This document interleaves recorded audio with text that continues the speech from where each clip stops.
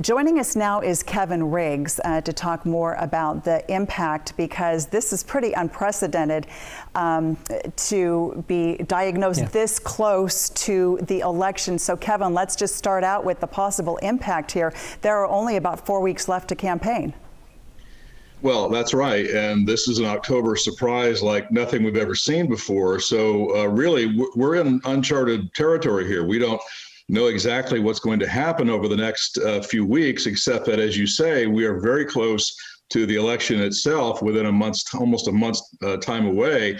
And so that means that any immediate plans, obviously, for continued campaigning by the president and presumably the vice president are going to have to be put on hold while the president and his immediately close folks have to quarantine. So that's going to be a real issue for him and his campaign, because the campaigning is what he considers to be a strength of his. It's how he really bolsters his base. But we can know for sure that for now, the campaigning itself is on ice as the president remains in quarantine. And that when you don't campaign, you lose momentum. And so it changes to some degree the trajectory of the race.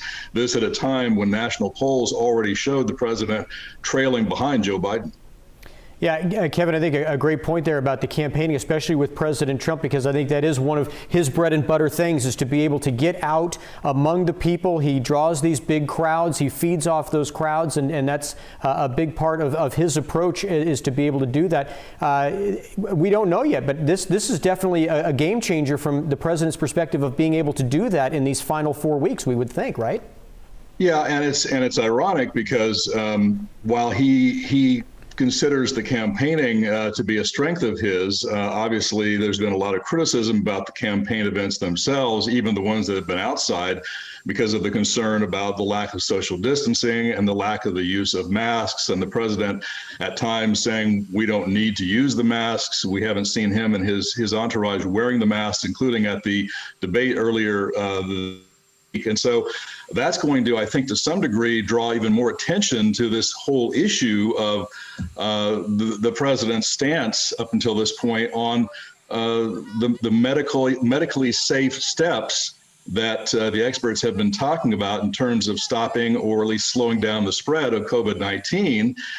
He has obviously raised some doubts about that and has disagreed with his own medical experts to some degree on much of that. And this is really going to bring that very much to the forefront now. Kevin, we have already heard some questions being raised about the last debate, because you had the two candidates sharing a stage. We know that precautions would have been taken certainly during this pandemic, but let's talk about possible exposure for, his opponent as well, and a lot of people around Joe Biden.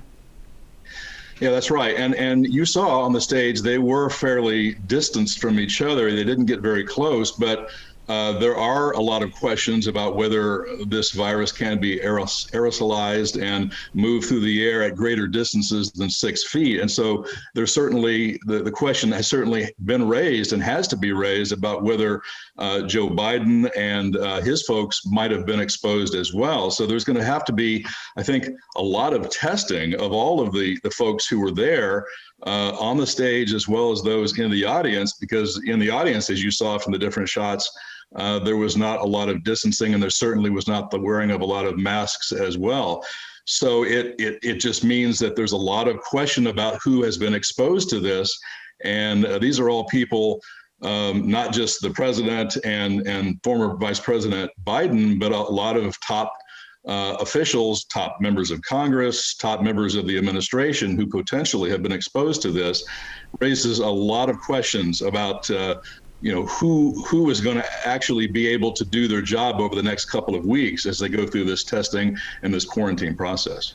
Well, and Kevin, after the way the debate went down the other night, there were already plenty of questions as to whether or not there were going to be more debates just because of how things went. Yeah. Now this really raises that question as to whether or not we see President Trump and former Vice President Biden on the same stage or debating at all again.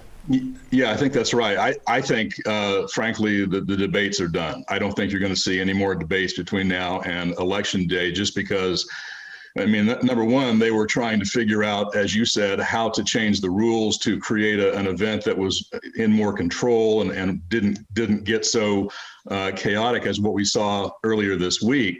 They were already working on that. Now you got this situation with the infection of the president, the first lady, and potential. And so given the logistics involved and given the amount of people that are involved in events like that, I just think the debate's off the table now for the remainder of this short campaign season.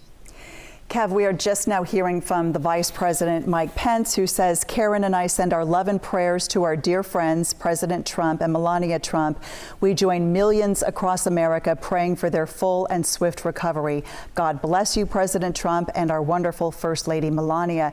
And we are certainly seeing well wishes coming in from across the nation tonight for the president's recovery.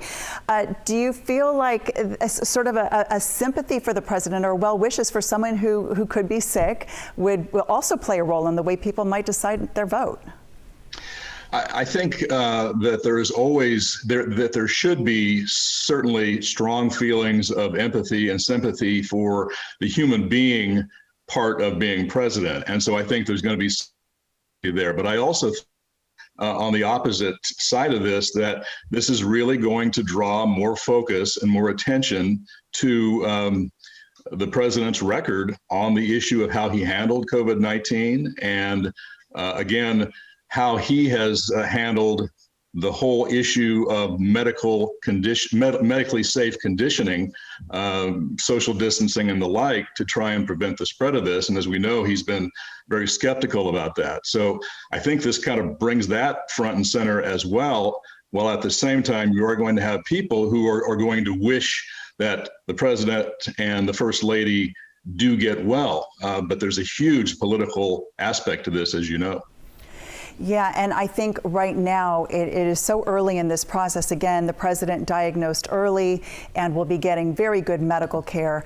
But a lot will depend on the course this virus takes, and it has been completely different for different people. I mean, that's one of the very unusual things about COVID. You can have no symptoms or you can be seriously sick. And we just don't know. That's right. But we know, I mean, we know obviously the president is in one of those very, very vulnerable age brackets. And so, for the time being, he's going to be quarantined at the White House, and they obviously have great medical facilities there. And if, in fact, he does become sick and his condition worsens, then they would obviously take him to Walter Reed Army Medical Center, where they have excellent facilities as well.